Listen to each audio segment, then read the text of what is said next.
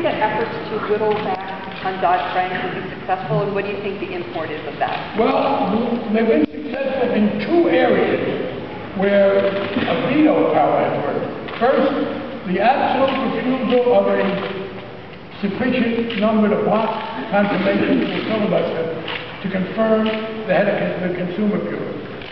The way the bill is written, the Consumer Bureau has the powers now that exist in the consumer area, but people talk about the non-banks. By the way, if you hear the community banks complain, they're going to write the complaint.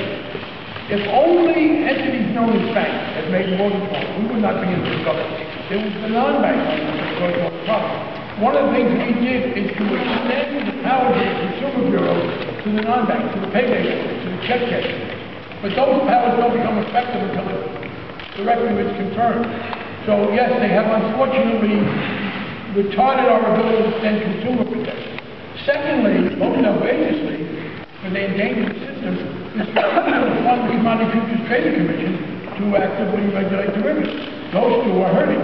On the other hand, they have not been successful because they understand that financial reform is really quite popular. They have done frontal assaults on health care. And can I say at this point, I'm and I got to say it. One of the great muggings in American history, politically, just took place. Dr. Donald Berwick, an extraordinary leader in the medical profession and as an administrator, who's a Newton guy, his wife was our chair of the school committee. He just had to retire as head of CMS, the agency that oversees Medicare and Medicaid, because of right-wing obstructionism. And we have lost a great man and a very able guy who's been treated very unfairly. But to go back, they want to go after health care head-on. They go after the environment head-on. They will not go after financial reform head-on. They do understand that the slogan, let's deregulate derivatives, is not going to do.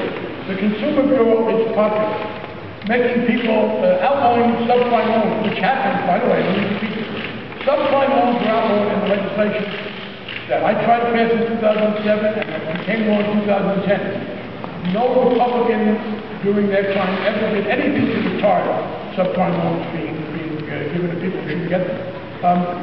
They are aware that a head-on assault won't work. Obviously, if they win the next presidential election, they can do that, because you will then have a president who will appoint people who will use the power. But unfortunately, by underfunding the Commodity Futures Trading Commission and by blocking the head of the CFPB, they have already had some impact. They're trying to go at it in size action, and I'm fighting hard.